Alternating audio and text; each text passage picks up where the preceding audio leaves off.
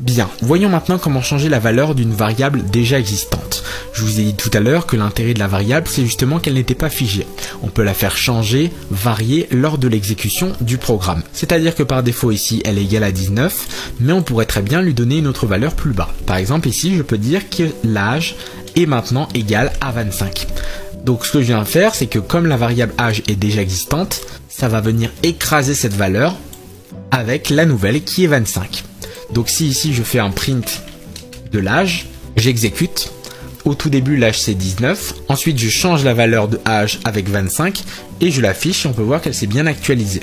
On peut commenter à ce niveau-là, affiche le username et l'âge, change la valeur de âge avec 25, enfin affiche la nouvelle valeur. Maintenant, comment faire à partir de cette variable âge qui vaut 25 pour avoir comme résultat 26? Qu'est-ce qu'on va faire? Techniquement, on devrait se dire, je fais âge plus 1. Et là, j'aurai 26. Maintenant, il suffit simplement de rajouter âge égale devant. Et ça va tout simplement écraser l'ancienne valeur de âge par la nouvelle qui correspond au résultat de âge plus 1, soit 26. Donc on va réafficher ça à nouveau. Et maintenant, on devrait avoir 26 à la fin. Super. Sachez que ça fonctionne également avec d'autres opérateurs. On peut très bien ici par exemple faire âge fois âge. L'âge est égal à 25. Donc ça va faire 25 fois 25. Et si je lance le programme, on aura 625. Pour l'histoire des chaînes de caractères, c'est exactement la même chose. On peut très bien afficher une première fois la valeur de username, la changer entre temps par une autre valeur, par exemple ici mettre YouTube, et réafficher cette valeur username.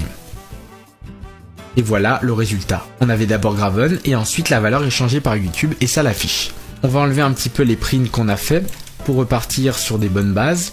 Et maintenant, à partir de toutes les variables qu'on a fait, je vous propose de faire une phrase. Donc on va ici faire un print et mettre par exemple salut.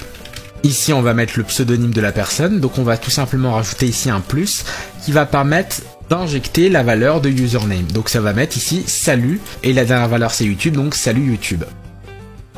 On a bien ce résultat. On peut continuer, on rajoute un plus, on re-rentre dans la partie textuelle, et là par exemple je vais mettre vous avez, plus on injecte l'âge, plus en. Ce qu'on vient de faire juste ici, c'est ce qu'on appelle la concaténation. On associe des valeurs en dur avec des variables qui peuvent justement changer. Alors on va tester maintenant et on a une erreur. Pourquoi? Il nous dit on n'a pas le droit de concaténer dans une chaîne de caractères des éléments qui ne sont pas des chaînes de caractères. Effectivement, l'âge ici, c'est un entier. Donc en fait, il faudrait simplement le convertir en une chaîne de caractères. Vous allez l'englober avec une fonction str qui permettra de la convertir en chaîne de caractères.